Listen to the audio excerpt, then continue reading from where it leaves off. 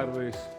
La tristísima noticia de esta jornada ha sido el fallecimiento de Mario Weinfeld, uno de los más extraordinarios periodistas que ha tenido la Argentina hasta hoy. Un hombre formidable, cultísimo, con una pluma siempre envidiable, con una inmensa calidad para hacer el análisis político desde un lugar también muy literario. Ha sido admirado por los periodistas, una figura indiscutida, muy querido, muy respetado, un hombre valiosísimo, que nos ha dejado a los 74 años, un infarto que padeció ayer, terminó llevándoselo hoy. El velatorio de sus restos es en la Sala Jardín, en O'Higgins, 2842. Lo digo para los muchos amigos, sobre todo del mundo periodístico, que querrán acompañar a su familia, a su gente en estas horas. Yo quiero evocarlo con una nota que tuve la suerte de realizarle en el año 2016, de esta manera. Pero es cierto, hay un momento en la escritura, y esto también tiene que cuando lo vas pensando, sobre todo cuando estás haciendo un tema, no digo que sea muy complejo, pero bueno, que tiene por ahí estribación o variaciones, o que tenés que divulgar algo, contar temas de derecho que a mí me es tan caro. Y yo digo, esto no es fácil de explicar. ¿Cómo se lo explica a una persona inteligente, aguda, pero que no sabe derecho? Y de repente vos lo estás pensando y decís, ahora lo puedo explicar. Y en ese momento que sabés que lo podés explicar, es un momento de mucho disfrute y que luego se traslada, digamos, a lo escrito con facilidad. Nos ponemos en marcha, con mucho dolor y con un recuerdo que no cesará nunca por Mario Weinfeld. Al ponernos en marcha vamos a hablar de los buitres. Los buitres reaparecen de todas las maneras. Desde la política están trabajando durísimamente toda esta gente que vemos allí. Son buitres locales que se suman a los buitres internacionales.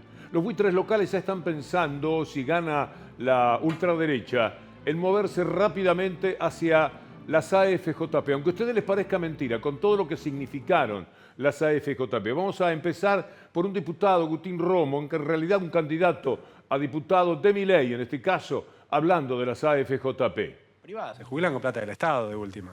No es que la plata del Estado que el Estado se afanó cuando estatizó las AFJP, que era de los privados. Ah, ¿eso te parecía bien, Eso el sistema AFJP? Me encantaría que se vuelva al sistema AFJP. Me encantaría que se vuelva al sistema AFJP. Mira. Me parece lo más justo. El diario Crítica, en el año 2008, bajo la conducción de Jorge Lanata, decía algo muy claro sobre las AFJP. Habían sido un robo tremendo. Ahí en esa nota de Jorge Lanata está documentado además cómo el diario Clarín, el grupo Clarín, robaba a través de las AFJP. Esta es una de las mejores notas para entender lo que pasaba con las AFJP y con lo que llamamos los buitres. Los curros de las AFJP, la palabra buitres que aparecía en esa nota, la estafa que antes fuera oportunidad, es ahora simplemente una estafa. El 2 de noviembre de 2008, una nota brillantísima del diario Crítica, en aquella conducción de Lanata, que era con Luciana Geuna el firmante de esa nota, muy, pero muy esclarecedora, sobre el negociado que habían hecho además, yo también por mi lado lo denunciaba y lo charlamos en más de una ocasión, radialmente con Jorge Lanata, porque habían conseguido que las AFJP, las 10, para que ninguna quedara en offside, compraran acciones de Clarín que costaban 6 pesos a 29, a 34, y con esto Clarín embolsaba 400 millones de una, gracias a las AFJP, al bolsillo de los jubilados. Una banda de delincuentes que toda la vida se movió de esa manera. Vamos a ver cómo explicaba el proyecto de estatización Cristina Fernández de Kirchner, justamente en el año 2008. Porque recordemos, 1,5 millones de argentinos no tenían protección jubilatoria. Esto se debía esencialmente a dos cuestiones de carácter estructural. Primero, a la desocupación, que fue el mecanismo de ajuste de la convertibilidad. La desocupación era fenómeno estructural a esa política económica. Y la segunda, precisamente, fue la capitalización, porque quien no tiene trabajo no es atendido por ninguna AFJP. Supongamos que ese administrador piensan en la caja. ¿En qué caja pensamos? En la del ANSES. Yo pregunto a los que quieren seguir con el sistema de las AFJP, ¿a qué caja defienden? o a qué caja quieren representar. Lo de las AFJP terminó siendo un escándalo. Al principio tenían un cierto prestigio porque hacían muchísima publicidad, pero luego se fue decantando la situación y se fue sabiendo lo que enseguida le vamos a mostrar. Pero antes vamos a exhibir puntos de vista de Milei, que es uno de los que desde esa ultraderecha, Milei, Patricia Bullrich, etcétera, tan parecidos entre ellos, quieren volver a la privatización de todo lo que tiene que ver con lo previsional de la República Argentina. Y el caso del sistema previsional está quebrado. Ahora, el tema es que vos tenés que hacer la reforma del sistema previsional. ¿Pero eso implica un eventual regreso a las AFJP? Podría ser el caso, eso, digamos, o sea, se puede someter a la consulta popular. ¿Se puede someter a una consulta popular? Sí, claro, obvio. Bien. Y porque a la postre te demostraron que cuando el Estado volvió a meterle la... A ver, ¿por qué fuimos al sistema de jubilación privada? Porque el Estado te había estafado las jubilaciones. Una vez que se arregló y se recompuso el sistema, ¿qué hicieron los políticos? Te volvieron a robar y las estatizaron. Lo de Longobardi, decía Julián. 22.300 millones de dólares fueron los aportes jubilatorios cedidos a las AFJP. La fuente es Gallero y Gómez Sabaini. Sigamos mostrando cómo eran los negociados brutales. Las 4 AFJP más grandes aumentan su concentración entre 1994 y 2003, del 49 al 71% en aportantes, del 53% a 74% en fondos. Miren esto, las AFJP no mejoraron la cobertura jubilatoria, sino que la redujeron. En 1992, 84% de los hombres se podía jubilar y casi el 74% de las mujeres de más de 65 años. En 2004 bajaron al 71% y al 61%. Esta es la realidad de las AFJP a las que quiere volver la derecha en la Argentina. El desfinanciamiento estatal de los 90, los recursos propios del sistema público de reparto cayeron de 74 en 1990 al 30% en el año 2000. Esta es una realidad irrefutable. Aquí la fuente es Basualdo y volvemos a Gallero y Gómez Sabaini. Hemos tomado distintas fuentes para que se entienda que todos observaban el brutal negociado. 16.000 millones de dólares fue la reducción de contribuciones patronales entre 1994 y 2000. Esa es la realidad. Mientras hacían todos esos negocios tan pero tan impertinentes a la economía, a la política y a la decencia, que uno no podía creer lo que estaba viviendo. Me acuerdo de una charla con otro colega en 2009, que la podemos difundir mañana, cuando yo le contaba cómo era el episodio. Longobardi no lo conocía, evidentemente, en aquel momento, porque para mí era una situación absolutamente escandalosa. También lo es ahora el intento de volver a las AFJP, como lo dice el gobernador de la provincia de Buenos Aires, Axel Kicillof. Yo fui víctima de esa estafa. A mí me sortearon y me pusieron en una FJP, como quieren hacer de nuevo. Y todos los meses aportábamos, y todos los meses la plata iba a la cuenta de un banco que la administraba, y se cobraban la comisión, y te decían que con eso iban a hacer hermosas, fantásticas inversiones. Para ellos, fantástico negocio.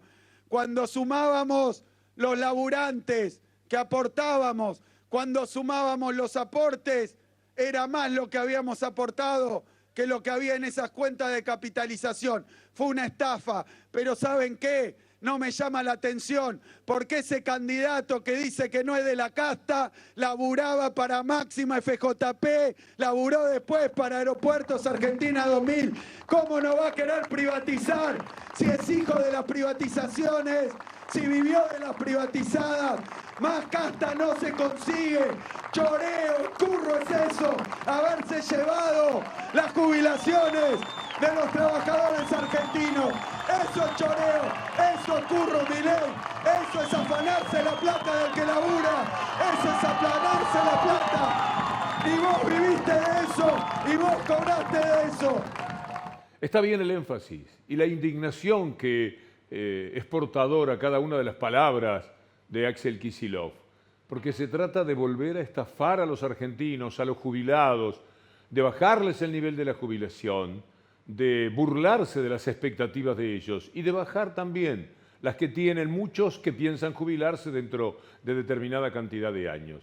Fue atroz lo que pasó en aquella época. En el año 2017 tuve la posibilidad de conversar en radio con Cristina Fernández de Kirchner y hablábamos de varios temas, las corporaciones económicas, la capacidad que tienen para vaciar un país o no. Y por ahí, hablando de estos temas, aparecieron también las AFJP. Vamos a poner el marco de toda la charla, de una larga respuesta de Cristina Fernández de Kirchner, porque nos parece sumamente valiosa.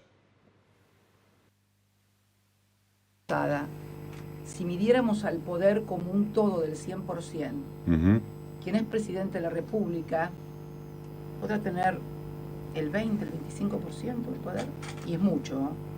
El otro 75% son las corporaciones económicas, nacionales e internacionales. Es la sociedad a través también de sus órganos de expresión, pero fundamentalmente son las corporaciones económicas, en donde con un movimiento de capitales te vacían un país de un momento para el otro.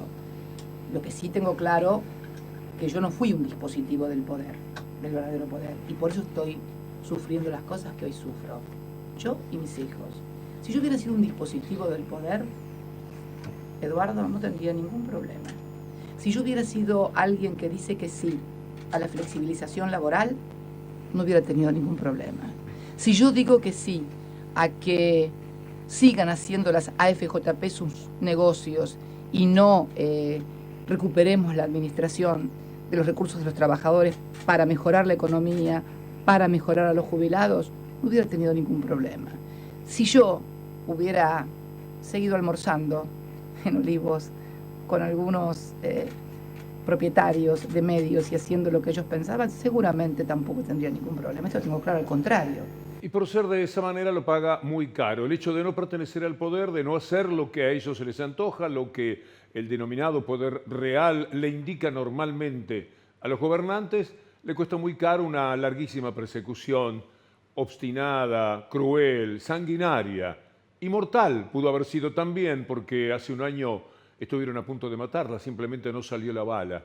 Como decía en la tapa de la mafia de Clarín, Cristina Fernández, entre la bala que no salió, les faltaba agregar entre paréntesis, lamentablemente, y el fallo que sí saldrá, porque eso es lo que consiguen. De ahí que Aníbal Ibarra, en tanto abogado, habla del nuevo método para destruir al opositor político, a ese opositor que no se alinea a los mandamientos del poder real. Política, de que el poder político utiliza a jueces y fiscales que se dejan utilizar porque están de ese lado de la grieta y de la ilegalidad, porque esto es ilegal, sirven para estas operaciones políticas. Y estos son los fallos. No son fallos que uno está de acuerdo o desacuerdo, son fallos que responden a una operación política. Y además, cuando se presenta la ocasión, piensan en un golpe de Estado. Lo pensó Trump en los Estados Unidos, lo cual es algo totalmente inimaginable. No hay película de ciencia ficción de los Estados Unidos que haya concebido un golpe de Estado en el país, que yo sepa al menos y soy bastante cinéfilo. Sería raro que se me hubiera escapado. Porque no hay manera de pensar que eso suceda en Estados Unidos, sobre todo porque no tienen ahí embajada de Estados Unidos que pueda dar un golpe. Pero hablando en serio, lo que quiso hacer Trump es propio de la locura que vive la ultraderecha en la Argentina. Una ultraderecha que por ser ultra no es minoritaria, sino mayoritaria en muchísimos de esos países. Lea conmigo lo que quiso hacer Bolsonaro, lo que hoy se supo de Bolsonaro a través de un colaborador directo que seguramente asume riesgos diciendo lo que leemos. En Brasil, Bolsonaro le presentó un plan golpista a las Fuerzas Armadas. Esto lo contó un edecán que se llama Mauro Cid, que habló ante la Policía Federal y contó que la idea era desconocer las elecciones del 2022 y detener a los jueces del Tribunal Electoral y de la Suprema Corte de Justicia, ni más ni menos. Pero sigamos hablando de los buitres, sigamos haciendo referencia a aquello de lo que son capaces de hacer. Como le pertenecen al poder real en lo local, pero también al poder buitre internacional, todo lo que conciben desde el punto de vista político pasa por ese extremo. Por ejemplo, La soberanía no es un valor de mucho interés, porque esos se corresponden con otra sociedad, la sociedad de los bonos, la sociedad económica del mundo. Poco les interesa la soberanía de la Argentina, por eso vale la pena recordar lo que una tal Mondino dijo, aliada de Milei, candidata de Milei, sobre las Islas Malvinas. Recuerden esto, los derechos de los isleños de las Malvinas serán respetados si Javier Milei gana las elecciones en la Argentina. Esto, el principal asesor del candidato presidencial, fue dicho a The Telegraph, que los isleños deberían tener voz y voto respecto de su propio destino. Invaden, se quedan absolutamente con todo y luego son los pobladores los que deciden si eso está bien o está mal. Es un dislate, es una tomadura de pelo, pero es lo que ellos quieren llevar a cabo. Carlos Almenara, nuestro colaborador de Debate Mendoza, nos aporta siempre, día por día, algo que se llama el calendario del infierno. Día tras día lo que sucedía en cada jornada con el gobierno de Mauricio Macri. Y hemos tomado esto, que es cuando Macri asegura, mintiendo por supuesto, siempre mintiendo, que Gran Bretaña acepta retomar el diálogo con Malvinas. La fecha es el 21, hoy se cumplen años, el 21 de septiembre del 2016. Al mediodía almorzamos todos los mandatarios, en un momento dado se acerca la primera ministra media a saludarme, y le digo, ¿cómo le va? Bien, bueno, pues no habíamos todavía tenido un intercambio en G20 y no habíamos podido hablar, y le dije en un minuto, una cosa muy informal, no es una reunión oficial, le dije, queremos retomar un diálogo amplio de todos los temas, que incluya todos los temas, y ella cortésmente dijo, parece razonable, bueno, hablaremos, hasta luego, pero no es que una reunión oficial. Yo no sé qué tiene en la cabeza Macri, es un misterio para muchos. Al otro día el Foreign Office lo desmintió, dijo que era efectivamente una falacia lo que había dicho el presidente de la Argentina, que no había existido semejante diálogo.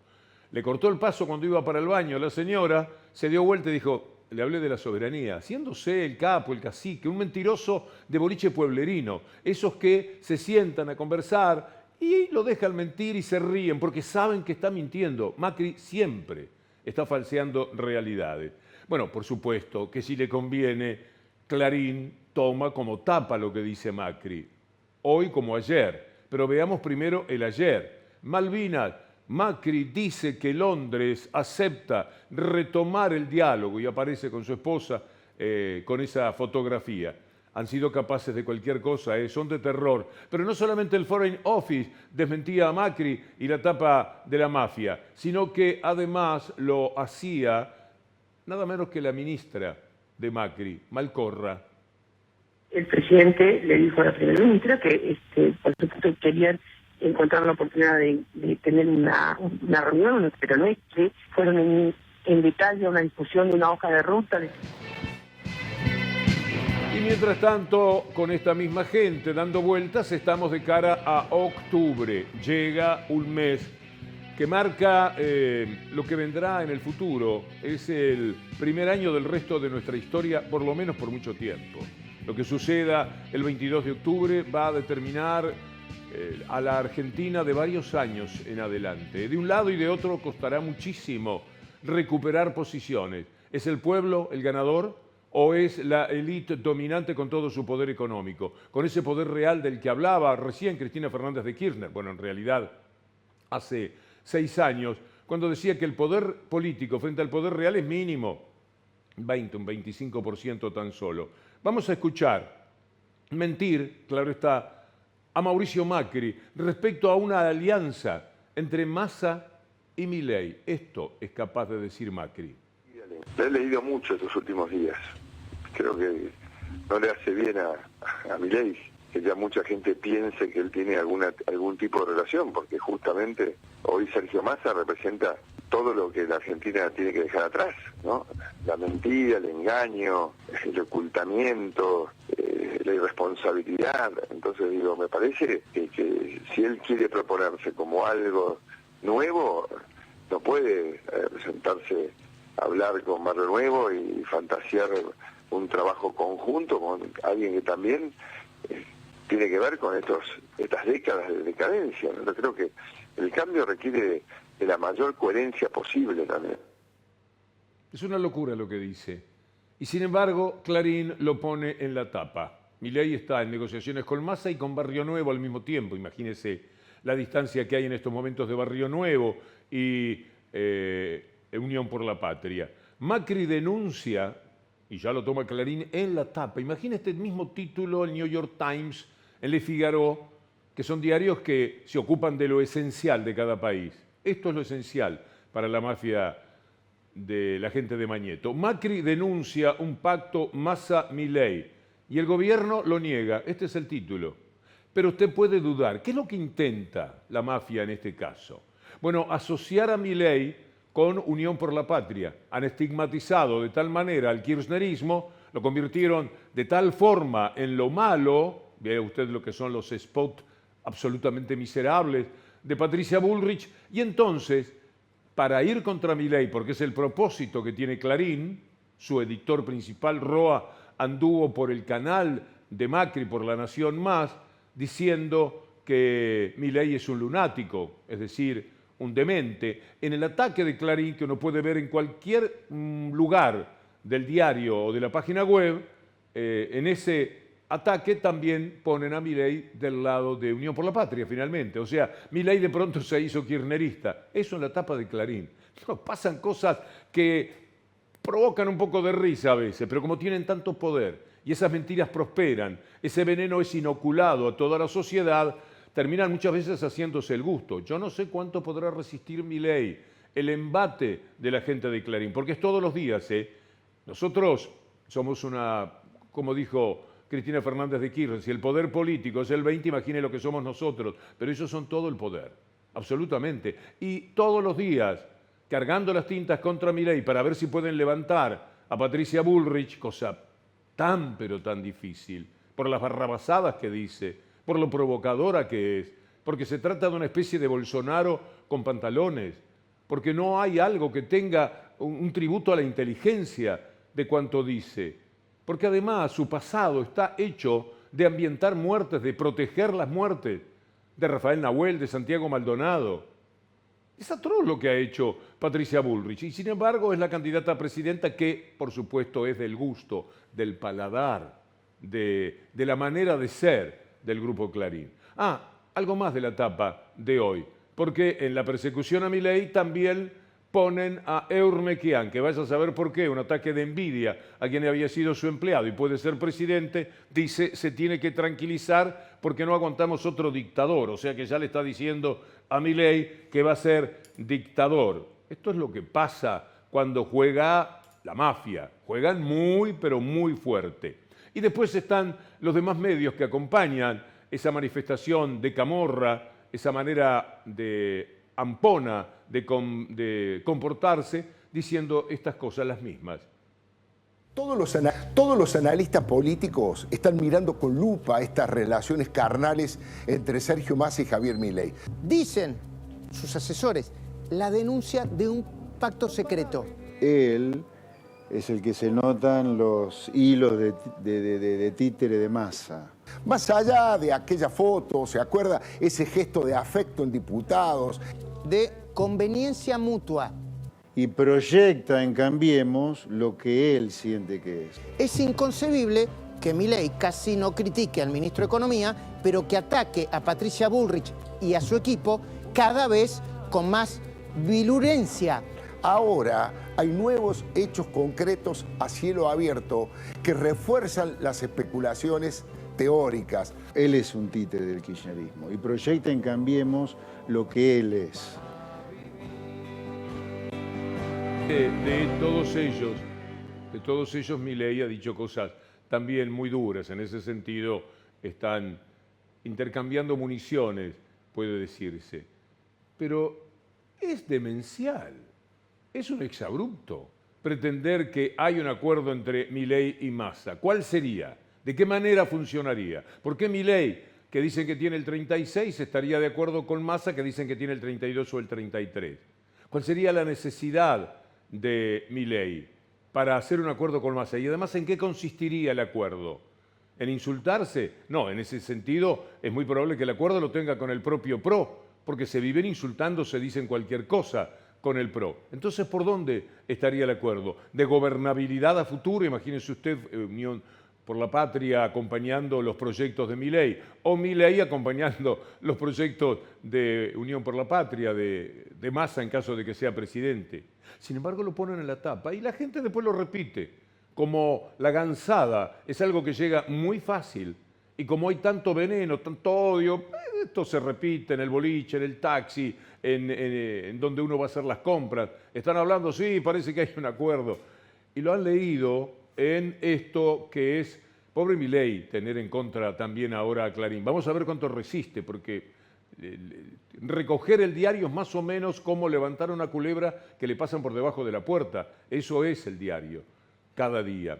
Así que hay negativas, por supuesto, de parte del gobierno. Agustín Rossi dice, nosotros no tenemos ningún acuerdo con Milei, porque ¿cuál sería ese acuerdo? Vamos a escuchar a Agustín Rossi. No entiendo cuál es cómo llegan a esa conclusión. Nosotros queremos ganar las elecciones. Para ganar las elecciones tenemos que ganarle Juntos por el Cambio y tenemos que ganarle a Milei. Me parece que de vuelta están tratando de buscar un espacio dentro del proceso electoral. Les cuesta, me parece, y entonces inventan situaciones. Nosotros no tenemos ningún acuerdo más allá de que Milei tomó la decisión de votar a favor de la eliminación del impuesto a la ganancia. Carolina Píparo, que consiguió entrar al mundo de la política y es candidata importante en la provincia de Buenos Aires, mire cómo son las cosas también hoy día en la materia política de la República Argentina, por cierto, niega el acuerdo. Si a uno le preguntan, bueno, ¿cuál podría ser el pacto de Massa y de Milei? No tiene respuesta. A mí no se me ocurre decir nada. ¿A usted? Vamos a escuchar a Píparo. No sé qué es jugar el truco en equipo. No somos un equipo con Massa en absoluto. También Javier Milei tiene una excelente relación con el expresidente Mauricio Macri, no así con Sergio Massa. Por lo menos no tiene ningún tipo de relación ni vinculación. Ahora, ¿quién va a llegar al balotaje? Y bueno, probablemente sea Massa. Nosotros lo que queremos hacer es no ir a un balotaje. Hubo debate de los candidatos a vicepresidente. Se dijeron muchas cosas. Como siempre en los debates no queda nada. Los debates se convierten en un verdadero peligro. Usted recuerda el más famoso de todos, cuando Macri mintió durante una hora en la cara de Scioli y en la cara de todos los telespectadores. La más famosa de esas mentiras es: en mi gobierno los trabajadores no van a pagar ganancias. Ya sabe usted cuál es la historia y lo que anda diciendo ahora este hombre sobre el tema ganancias, que vamos a conversar con la doctora Julia Estrada en minutos nada más, porque tiene la gentileza de visitarlo. Pero permítanme algo del debate, lo que, por ejemplo, Agustín Rossi le responde a un candidato casi extraño. Luis Petri es candidato, aunque parezca mentira, a vicepresidente de la República. Sí, perdón, porque la verdad que me parece que los argentinos están esperando mucho más de nosotros que un debate de cuestiones personales. Mucho más y decís que querés terminar con el kirchnerismo. En un momento no le ganaste en donde con la Néstor, Argentina... Petri, querés Déjame terminar hablar, con por nosotros. favor. En un momento en donde... Bien, y por otro lado, Rossi también... vamos a ver antes a Nicolás del Caño, hablando de Victoria Villarruel, la insólita mujer negacionista que no trabajó, lo pudo demostrar Rossi hasta los 46 años. Nunca había tenido trabajo, su primera actividad fue en el mundo de la política. ¿De qué podrá hablar? Bueno, lo ha hecho, ¿eh? Habla a nombre de los militares genocidas, no sé si a nombre también de los militares de ahora. Escuchemos a Del Caño. Todos están de acuerdo con seguir las reglas del Fondo Monetario Internacional. Han votado. Nosotros lo queremos echar al fondo. Nosotros somos hijos de Néstor Kirchner que nos echó al fondo. No, Rossi. Nosotros somos hijos de Néstor Kirchner que nos echó al fondo. Massa fue el que armó el acuerdo en el Congreso para votar ese acuerdo con el FMI. Y lo vamos a echar de vuelta al fondo. Son responsables de la inflación. Son responsables de la inflación y de haber reconocido la deuda que nos dejó Macri. Ustedes dejaron esa deuda, ustedes reconocieron, la fueron a votar al Congreso. Nosotros tenemos la responsabilidad de gestionar. Yo soy diputado cuando se votó siempre eso. muy fácil. Quiero decir otra cosa, porque Villarruel no se conoce de qué trabajó. Yo he laburado en laburos informales un montón de veces. muchos años de mi vida. Después me eligieron diputado de la Nación con orgullo en la provincia de Mendoza y después en la provincia de Buenos Aires. Y nuestras listas están llenas de laburantes y de trabajadores y no de negacionistas, defensores de los genocidas como vos. Así que yo tengo orgullo de cuáles son las listas de los laburantes que trabajan todos los días. Trabajan todos los días y están en todas las luchas y en todas las peleas defendiendo los intereses de los trabajadores. Vos defendés a los genocidas. Vos defendés a los... ¿Sabe por qué el poder real es inmensamente mayor que el poder político? Usted ve dónde están. Están en el templo del mal, están en TN. Es allí donde se hace el debate, que parece tener un carácter casi de oficial. Están allí. No pueden decir que no, porque los persiguen, los hostigan, los matan. Esto es lo que ocurre en la Argentina. Ese es un síntoma que pasa inadvertido para la mayoría de la gente. El entrenamiento de saber cómo son las cosas en el país nos permite decirlo con total énfasis. Y para cerrar ese tramo de lo que dejó ayer el debate, muy poco naturalmente, algo sí interesante y aprobable que le dijo Agustín Rossi a Victoria Villarruel. Se sabe que te reuniste en varias oportunidades con Videla, con el asesino de Videla, y con otros represores, Cosoni, por ejemplo, también violador y asesino, y con Alberto González, también involucrado en la causa de la ESMA y también violador. No digo los nombres de las víctimas para preservarlo. Pero vos decís en todo el tiempo que estás para defender a las víctimas. ¿Qué haces reuniéndote con los represores? ¿Qué haces reuniéndote con los que reprimieron, mataron, violaron y apropiaron bebés y una cantidad de cuestiones? ¿Me puede explicar? Cuando me reuní con algunas de las personas que han sido condenadas o imputadas por lesa humanidad, lo hice porque estaba investigando para un libro. La verdad que no te creo nada. Yo creo que vos, en el fondo, reivindicás la dictadura. Nunca te escuché una crítica a la dictadura, nunca te escuché criticar la tortura, nunca te escuché criticar el robo de bebés. ¿Sabés a quién me hacía acordar? A Astiz. ¿Viste que Astiz se infiltró en las organizaciones de las madres? Vos sos una infiltrada de la democracia. Vos no crees en la democracia. Sin embargo, yo creo que evidentemente no solo creo en la democracia, sino que le he reclamado a la democracia que reconozca a las víctimas del terrorismo, civiles y no combatientes que fueron agredidos por organizaciones armadas como las que vos implícitamente estás defendiendo. Bueno, recibimos con mucho gusto a la doctora Julia Estrada. Bienvenida, Julia, muchas gracias. ¿Cómo estás, Víctor También Hugo? candidata a diputada en la provincia de Buenos Aires. La dolarización de Milei vuelve de vez en cuando, como si fuera una ola, va y viene. Tenemos una computadora para que nos hagas algunos cálculos. Primero, una idea general de la dolarización.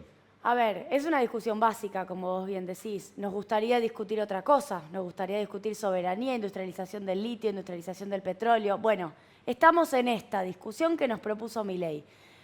Hicimos el cálculo de cómo dolarizar la economía con las reservas que hay en el Banco Central sin tomar deuda. Con el escenario de tomar deuda, bueno, cualquier cosa se puede inventar. 6.400 millones de dólares se podrían usar con confiscación de depósitos mediante. Es decir, se usan dólares que son de la gente, 6.400 millones, y hay que cubrir pesos por 23,4 billones, con B larga, millones de millones. Eso da un tipo de cambio de 3.700 pesos. Hicimos el número, a ver qué pasa con determinados ingresos, podemos ver la calculadora, Sí, a ver cuánto da. Vamos a decir un sueldo Sí. y hacemos el cálculo.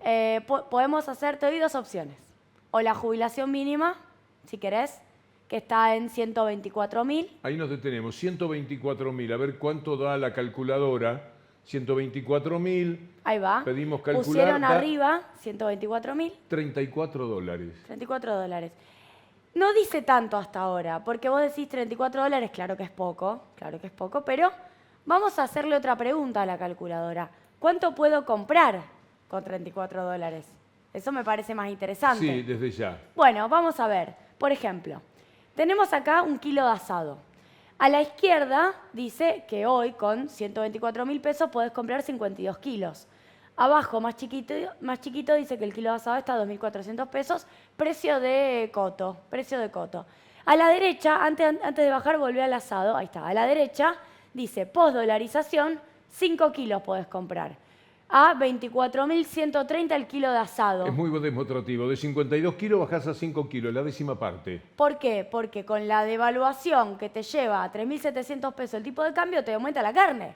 Ojo para la gente que cree que va a ganar en dólares, va a ganar menos dólares y los precios le van a aumentar. Estamos haciéndolo sobre el cálculo de la jubilación mínima. Exacto. Que son 124.000 pesos equivalentes a 34 dólares. A 34 dólares. Vamos a ver otro la leche. La leche. A ver, ¿cuánta leche? 318 litros serían hoy 124.000 pesos. Hoy 124.000 pesos permiten comprar 318 litros de leche. A 390 el litro. Exacto. En cambio, con la dolarización podés comprar 32 litros a 3.900 pesos el litro de leche. Casi 4.000 pesos, Víctor Hugo. Ahora, ¿ellos lo saben? ¿Lo habrán pensado? ¿Dijeron esto y nunca se pusieron a sacar cuentas seriamente sobre lo que produciría en la gente? Yo creo que el dólar se volvió esta cosa tan mística, de repente adquiere, como la mercancía de Marx, adquiere vida propia, que la gente se ilusiona con la posibilidad de ganar en dólares. No quiero generalizar, no sé si la gente, quizás alguno se ilusionará. Pero los hemos visto, hay quienes piensan que si ganan 100.000 pesos van a ganar 100.000 dólares. Tenemos algunos productos más. Veamos fideos ahora. En leche y carne se bajó al 10%. Y más o menos estamos igual en fideos. Hiciste el número, vos que tenés la mente veloz, hiciste el número. Se pierde 90% del salario en todos los casos. O sea, se reduce al 10% el poder adquisitivo del salario. Podés comprar 21 kilos de fideos a ver si veo bien, 5.900 el kilo. Por ejemplo, vamos a la cerveza. Está al final de todo de la cerveza. Para un consumo más, gente joven. Sí. De 249 litros de cerveza que podés comprar con 125.000 pesos de la jubilación mínima a 25 litros de cerveza. Es perfecto, siempre el cálculo te deja con el 10% de lo que podés comprar ahora en el momento en que esté dolarizada la economía. Sí, sí. Porque te destruye el salario. Y a mí me parece importante, Víctor Hugo, yo sé que es una discusión básica, pero que hagan el ejercicio, que prueben. Quizás ganan 200.000, bueno, prueben con 200.000. Quizás están en 700.000 y justo les eximieron de ganancias. Bueno, prueben con 700.000. Me parece que hay que terminar con esta discusión sobre la dolarización. Ya está. Cancelemos este tema, hagamos el número, veamos que no tiene sentido y discutamos otra cosa. Sí, discutamos, por ejemplo, cuestiones como ganancias, que se puso también de moda estos días. Te invito a ver, Julia, un editado de Macri hablando sobre ganancias. Una baja de impuestos, que es un mamarracho electoral, que va acercando a Argentina a la hiperinflación, apoyarla es un acto de irresponsabilidad, ¿no? O sea, no digamos acá. Todos queremos una Argentina con un Estado no más aplastante, que se lleve al tamaño justo y necesario y que permita que los impuestos bajen para que se pueda producir, se pueda crecer y se pueda generar empleo privado, que es el futuro de la Argentina, no seguir inventando ñoquis en todas partes del país. Entonces digo, pero no podemos hacerlo a costa de ir a la hiperinflación, que ya la vivimos, ¿no? Los que tenemos mencionó ganas. 2 veces la hiperinflación. Le quería preguntar, ¿usted ve un escenario de hiperinflación, Macri? Absolutamente. El mayorista, 18%, lo leí mal ayer. Qué insensato que es. Pero Bullrich, que no sabe qué decir, y mucho menos en materia económica, repite lo que dice Macri. Todos votamos en contra del impuesto. Porque cuando vos bajás un impuesto, en la situación en la que está la Argentina, que tiene déficit importante en las cuentas públicas, no tiene solidez fiscal, no la va a tener con estas medidas y además tiene una situación muy débil en el Banco Central, con reservas negativas, con una inflación que es, cualquier parte del mundo sería una hiperinflación. ¿Qué te parece? Me parece que siempre que se quedan sin argumentos amenazan con que se viene una hiper. Quiero recordarte 2 momentos. En pandemia, ¿te acordás? Dijeron, Milei incluido, que se venía una hiper con la financiación que hacíamos de los programas sociales. Y lo volvieron a decir a inicios de año, con esto de que no se podía pagar la deuda del Tesoro. Yo quiero llevarte a un momento, Víctor Hugo, para recordar cuándo fue la hiper de Argentina y por qué se produjo. Con Alfonsín, allá por 1988, 1989, tuvimos una hiperinflación. capaz que no se acuerda Bullrich y Macri por qué fue. Fue fundamentalmente porque tuvimos una corrida contra el dólar. Tuvimos una corrida muy fuerte que se la hicieron a Alfonsín, fue un golpe de mercado contra Alfonsín, producto de una razón muy clara. Alfonsín había decretado la moratoria de la deuda externa. No estábamos pagando más la deuda a partir del 88. Los grupos económicos que se querían beneficiar de eso y los extranjeros le hicieron una corrida al gobierno que en ese momento no tenía la fuerza política para privatizar, como después lo hizo Menem, para a cambio de las privatizaciones pagar la deuda. Le hicieron una corrida para sacárselo de encima. Con la corrida se vino la hiper. La hiper fue producto de la suba del dólar, no del gasto.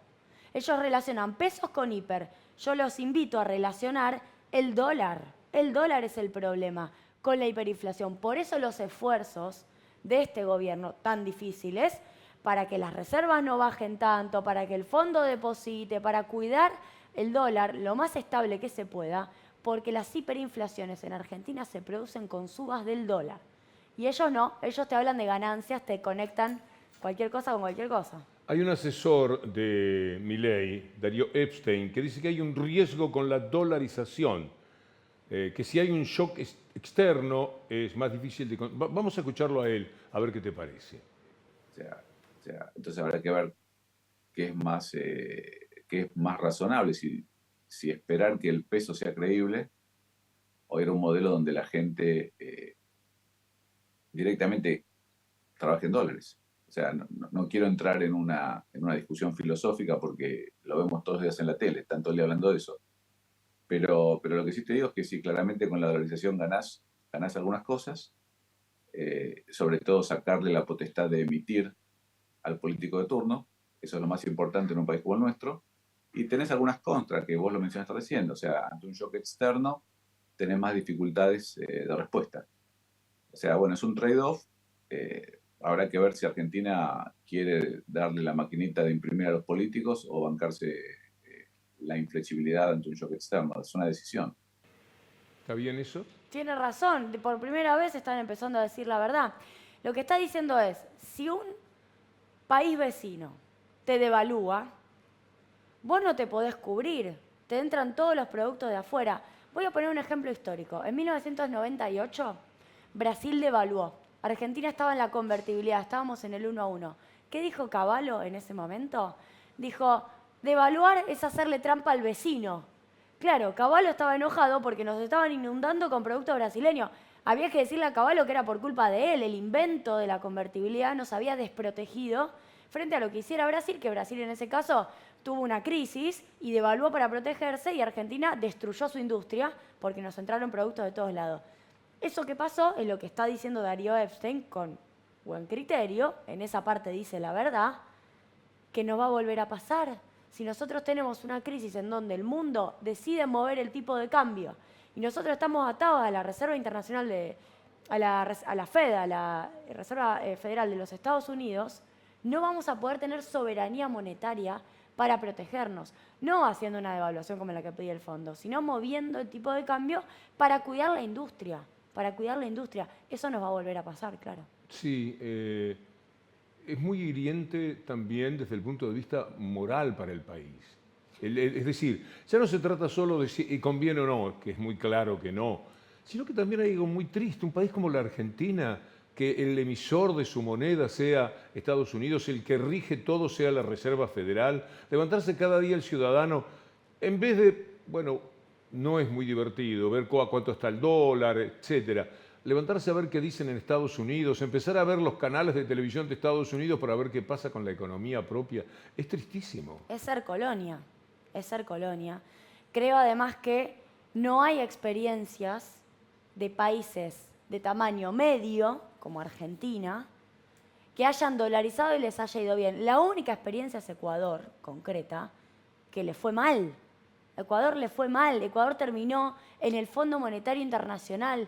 Tiene un endeudamiento sobre el PBI en otra moneda, en dólares, que hace insostenible que ellos vuelvan para atrás. Ellos no pueden volver a especificar porque la deuda en dólares se les va a cualquier lado. Ese movimiento que existe sirve para marcar también el aumento del delito que hubo en Ecuador a partir de la dolarización.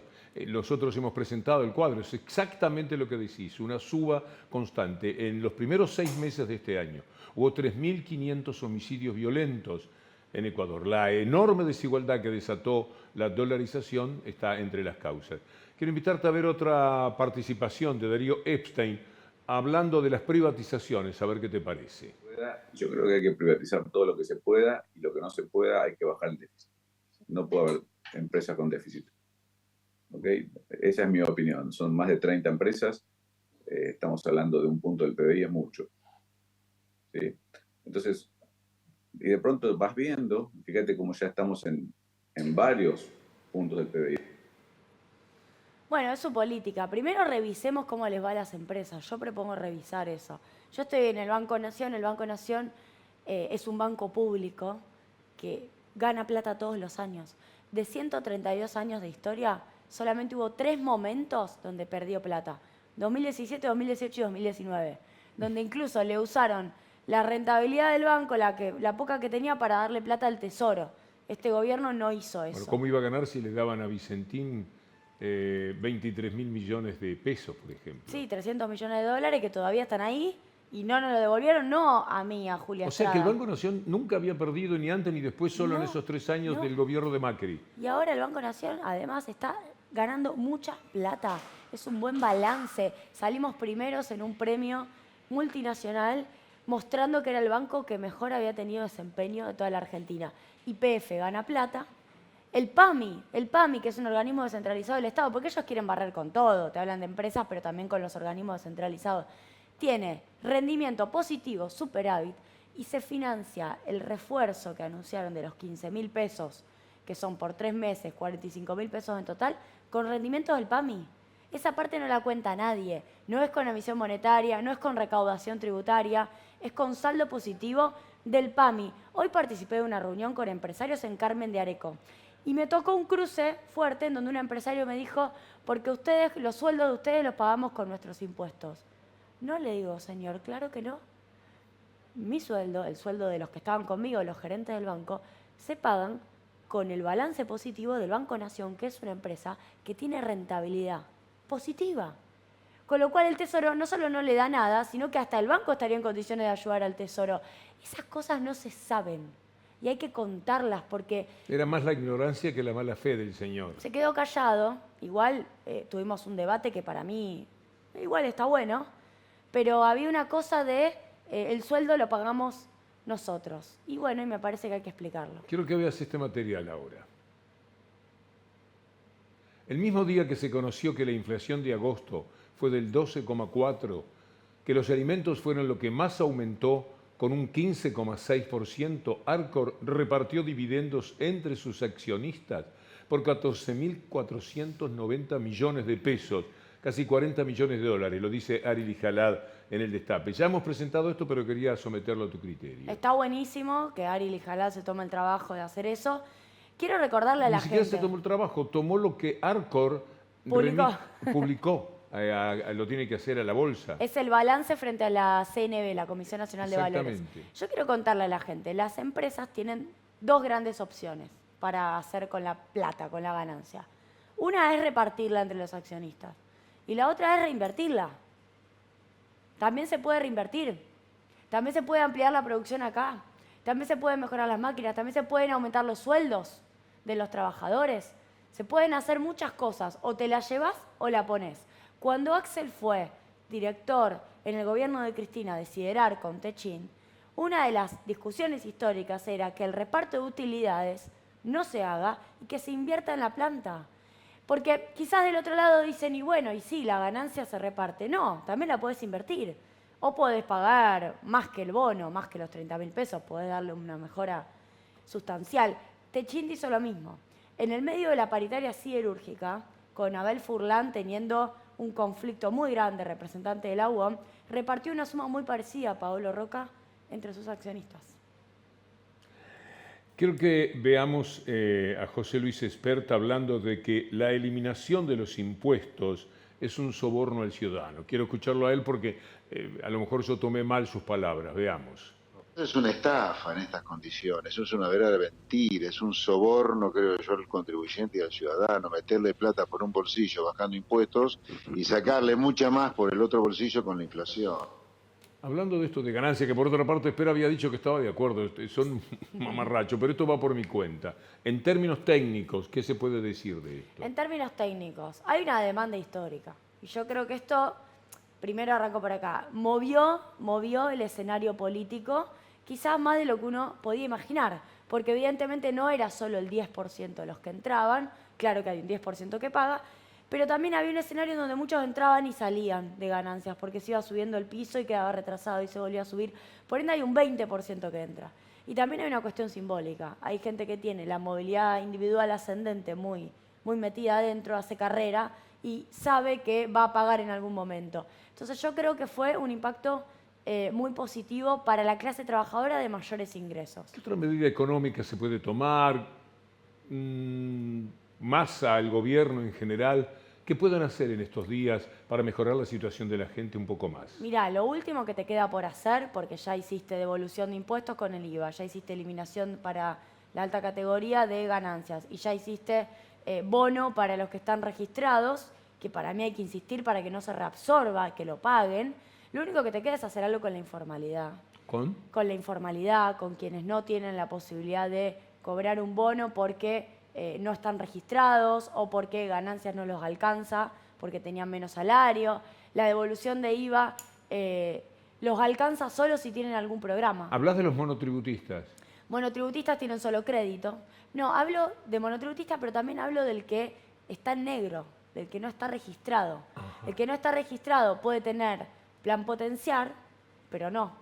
Puede tener tal vez una mujer cobrar aguache, pero no necesariamente puede cobrar, y ahí puede quedar un universo que no tiene devolución de IVA, que tampoco es monotributista y con el cual se puede hacer algo. El dinero que se gasta o que pierde el gobierno de recaudar por eliminar el impuesto a las ganancias, ¿vuelve? Una parte vuelve, un tercio vuelve en impuestos, en recaudación tributaria, vuelve un tercio. Es decir, lo que gastan determina pagar otro tipo de impuestos. Porque lo que gastan ellos no es que se le devuelve IVA. Ellos pagan el IVA plenamente porque la devolución de IVA va hasta 700.000 pesos. El que tiene arriba de 700.000 ahora tiene un ingreso 20% más, pero cuando va a consumir paga el IVA plenamente. Por ende vuelve con IVA, vuelve con bienes personales, vuelve con ingresos brutos, vuelve una parte del consumo muy fuertemente. Ahora, creo que hay que discutir cómo recomponer ingresos tributarios en general. La evasión hay que combatirla muy fuertemente en la etapa que viene. Y luego hay una separata en el Congreso con modificaciones tributarias. ¿Hay forma de combatir la evasión? Es difícil, pero yo Son creo que... Son ejércitos de contadores que trabajan para las grandes empresas, nada más que para evadir, lo sabemos. Sí, yo creo que es difícil, pero es la única que tenemos, porque si no pagan solo algunos. Si no tenemos bases tributarias agrietadas, chicas, la base tributaria es poquito y a ese le recargo toda la carga tributaria. Y luego tenemos cosas que hay que corregir. Inmuebles rurales no paga bienes personales. Tenemos muchas exenciones de IVA que con esta devolución, una cosa es eximir y no cobrar y otra cosa es devolver. Si vos devolvés, cobrás plenamente, porque ya le estás dando al que le querés dar. Si vos eximís, no le estás cobrando de entrada. Discutamos las exhibiciones. Hay muchos productos que pagan la mitad. ¿Cómo están las reservas? Las reservas del Banco Central están mejor desde el desembolso del Fondo Monetario Internacional de los 7.500 millones. Hay que seguir mejorando. Hay que seguir mejorando. No están en el mejor momento. Y tenemos que acumular dólares con la próxima cosecha, que es la forma más fuerte. Y tenemos que seguir controlando que el Banco Central compre dólares. Con lo cual es la etapa que viene. Yo te diría a partir de febrero, marzo hay que empezar a acumular dólares. No nos va a ayudar el Fondo Monetario Internacional a acumular dólares. Eso más vaca muerta. Ante una situación definida, ¿vos crees que el fondo tampoco va a aportar un poco de buen criterio para la Argentina? Yo creo que no. Yo creo que no. Demostraron que no. Yo tengo un amigo que me dice, cuando alguien tiene dudas respecto de cómo se comporta alguien, volvé siempre, me dice, a tu marco teórico. Y mi marco teórico me dice que el Fondo Monetario vino a la Argentina con la revolución fusiladora, sacando a Perón. Ahí lo trajeron al Fondo Monetario. Y todas las veces que supuestamente nos vinieron a ayudar, nos hundieron. En el FMI, en el 2001 nos soltaron la mano. ¿Por qué si ayudaron a Macri nos van a ayudar a nosotros?